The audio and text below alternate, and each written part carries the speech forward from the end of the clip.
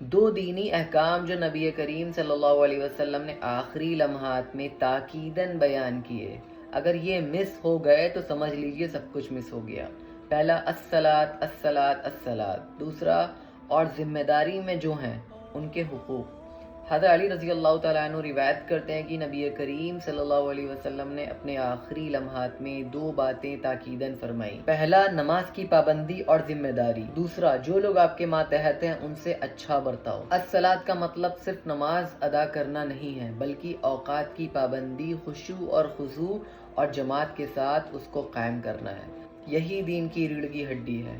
اور دوسرا، وما ملکت ایمانکم، یعنی جو آپ کی ذمہ داری میں ہیں، گھر کے کام کرنے والے، اسٹاف، اسٹوڈنٹ یا کمزور طبقات، ان کے ساتھ انصاف، رحم اور اجرت بر وقت ادائیگی فرض ہے۔ یہ دو وصیتیں مل کر اللہ تعالیٰ کے حقوق اور حقوق العباد دونوں کو مکمل کرتی ہیں۔ عبادت بنا اخلاق ناقص اور اخلاق بنا عبادت بے روح ہے۔ آج سے ہم عہد کرتے ہیں نماز وقت پر قائم کریں گے، اور جو لوگ ہمارے ماتحت ہیں ان سے مسکرا کر محبت کے ساتھ پیش آئیں گے۔ اور یہ ویڈیو اگر آپ لوگوں کو پسند آئی ہو تو اس کو شیئر کریے اور الصلاۃ کی یاد کو زندہ رکھیے۔